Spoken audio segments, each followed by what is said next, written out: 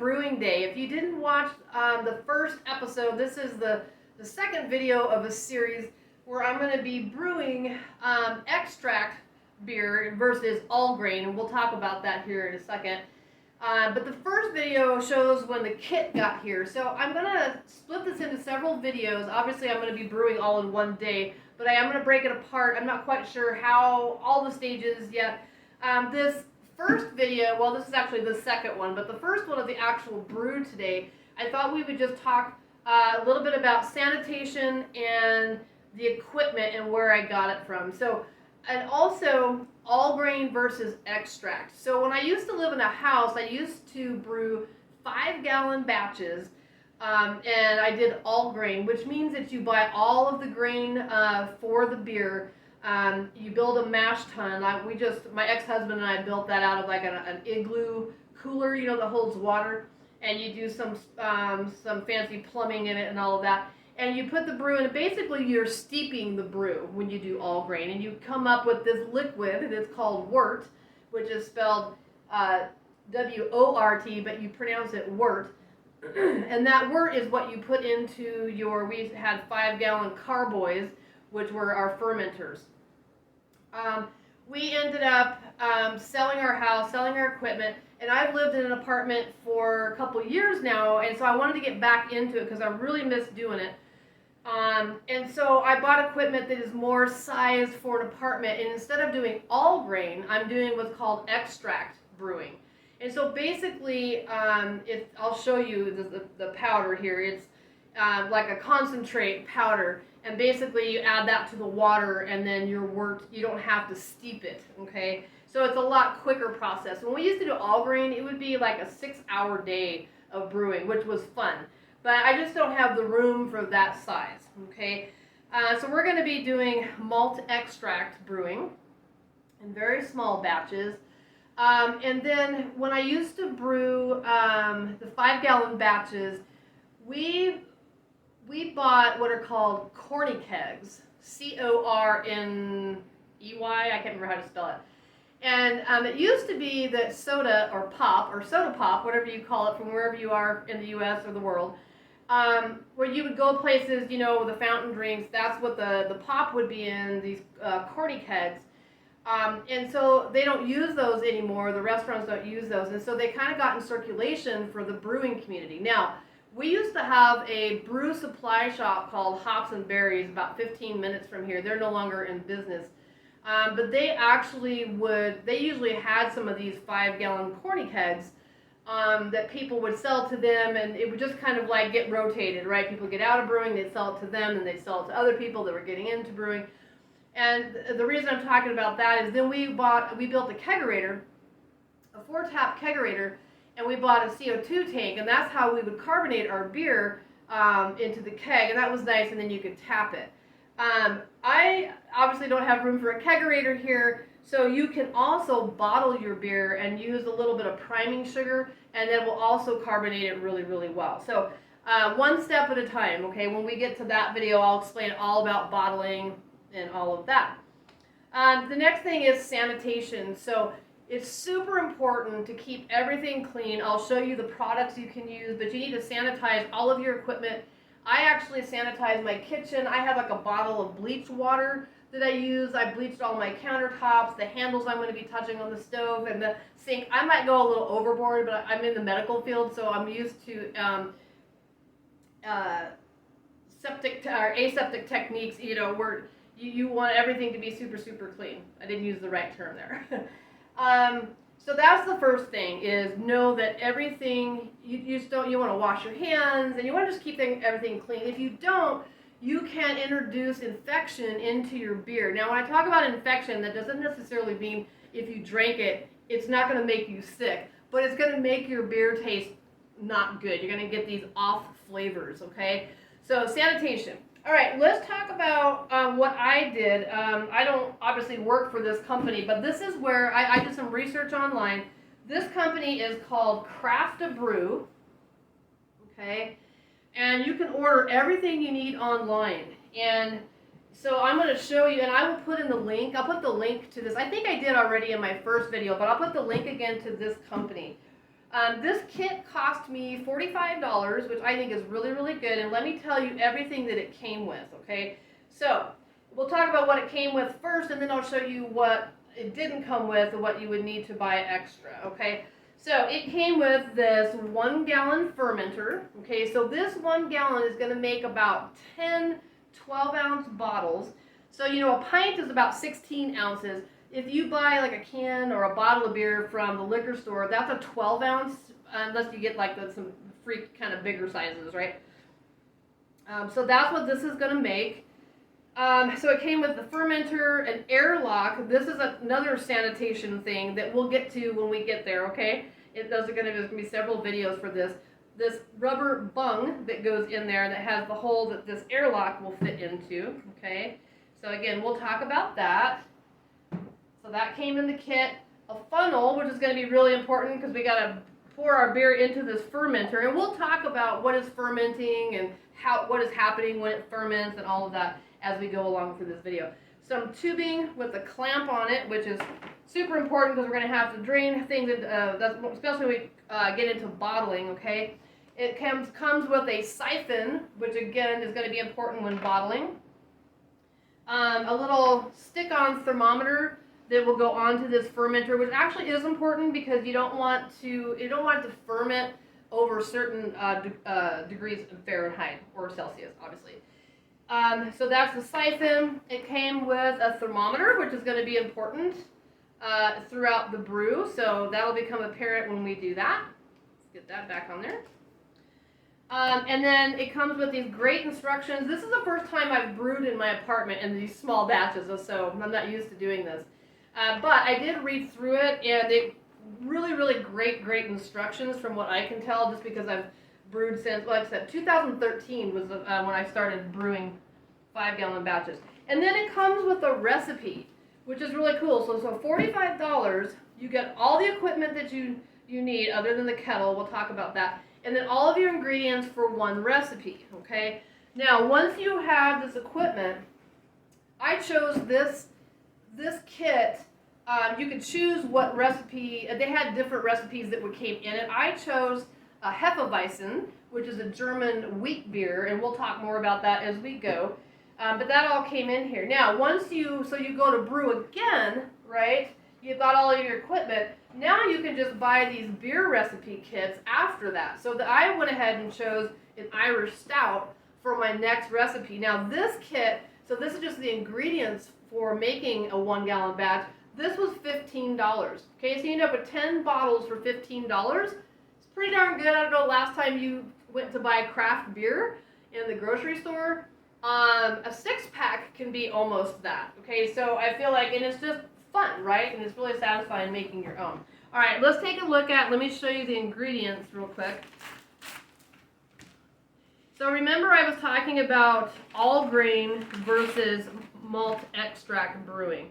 Okay, so let's get everything out of this little burlap bag here. So this is the malt extract. This is Bryce Bavarian wheat dry malt extract. So this is a powder, okay, so they have dehydrated. They've already basically made this wort, essentially dehydrated that. We're going to add that to water, reconstitute that and boil that, and then we'll have our wort. So this whole process is probably only going to take about 2 or 3 hours versus all grain when you steep your own in a mash tun, which took about 6 hours. So it comes with that. This is what the recipe comes with. And then we've got some flavoring grains, okay, that will help with some of the flavoring that goes in there. Because beer is just water, you got water, grains, yeast, and hops, right? And so this is a cheesecloth, okay, so we'll just tie this in a knot, okay? And then we're going to load this up with these flavoring grains, okay? It's like a big tea bag, basically, that's going to go into our brew. And then it comes with your yeast. I like to keep my yeast, you guys, in the refrigerator. So as soon as it came, I went ahead and put that in there. Yeast will last for a very, very long time, especially if you put it in the refrigerator. So this is premium beer yeast Weizen ale, okay? We'll talk more about why there are different yeasts used for different beers. Once we get to brewing, we'll have a conversation about that. And then it also came, you have to have hops. So this is Tettnang, okay, common for this kind of beer. And by the way, a Hefeweizen, like I said, it's usually an unfiltered German wheat, which is really, so it's usually cloudy, which I like. And it kind of has like a banana-y, clove. Some people say like the old flavor bubblegum kind of flavor. So it's kind of more of a sweeter taste. And I'll give you a hint right now. It's the yeast that makes that happen, okay? And that surprises a lot of people. The hops are flowers, right? But the hops are what gives it the bitterness. Now, so an IBU is International Bitterness Unit. So you either really, really like a bitter beer like an IPA, or you don't. I tend to like the lower. I like a malty beer. But even those of us that like a malty beer, you still need hops to balance that out. If you didn't have the hops and that bitterness in there, a certain amount of that, then it would be way too sweet. Like, you need that balance. So hops originally preserved beers, right? So IPAs, India Pale Ales, those are tend to be way up higher on the bitterness scale. But way back when, it was actually, that would preserve the beers going from England to India to the troops. It's become kind of a big thing. So that's a personal preference if you like a lot of bitterness or not. You can use hops in different ways. You can put hops in the boil, or you can put them in later just for some aroma. So we'll talk more about that as we get there. So it does come with that. It actually comes with a sanitizer packet. It's like a powder, which is great. So you don't have to go buy extra. Now I do, because I'm going to do a lot of brewing, and I'll show you that here in a second. Okay, so that is everything that came in the kit for $45. Everything you see here. You've got your airlock, your gallon fermenter, you've got a siphon, a funnel, tubing with a clamp, instructions, all the ingredients for one batch, one recipe. You've got a thermometer, and then these really good instructions that are super easy to follow, and then even like a little thermometer to go on to that fermenter. Okay, so that's everything that came in the kit. Let me show you what didn't come in the kit. Okay, let's put this down over here. And again, this was just an additional recipe for later that was $15. Okay, so what didn't come in it is you need a kettle, okay? So this is a 1 gallon fermenter, right? So we're gonna make a gallon of beer. This is a 2 gallon kettle. I bought all of this from the same company, by the way. But you want like a gallon of headspace in here, because as you see, you have to be very careful when you bring the brew up to a boil, because all of a sudden it can just foam up and just boil out, all right? So you need a pretty good headspace, like almost, in this case, I'm doing double the headspace. This is a 2 gallon kettle. It came with the lid. We're not gonna really need the lid, okay? So that's something that I purchased in addition. The other thing is you need, how are you going to do bottles? Are you gonna do bottles that come with the bottle caps?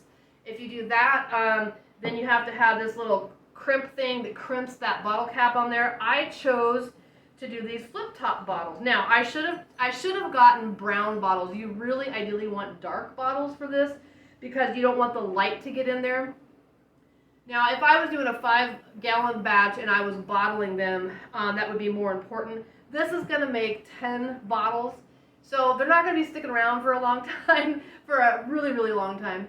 And also, I plan on putting them back in the boxes that they came in, and so there's not gonna be any light that gets in there. But honestly, if you're gonna do a bunch and you plan on storing it for a while, and you want to get a big batch of it, like in bottles, you probably want to get the dark ones. That was just an oversight that I forgot about. But these flip top bottles are great. And like I said, I'll show you how you put a little priming sugar in there, and then it'll carbonate. And we'll talk about what yeast does, and that's how you get the carbonation. Okay, so there's a bottle. I chose to buy sanitizer. This is Star San. So 1 ounce of this per 5 gallons of water makes this huge batch of sanitizer.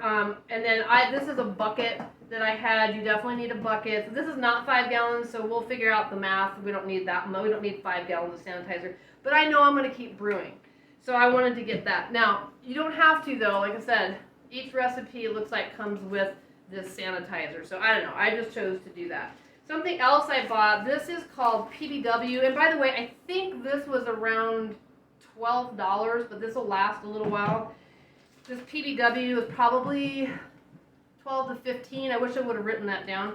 But this is for after you're done fermenting and you've bottled it. These get really grody. You get like this little yeast cake in the bottom, and there's grunge in there, okay? So you put this in there, and this is like gets rid of biological matter. It'll sterilize this out for the next time I want to use it. It really gets all that stuff out. So you definitely need some kind of this.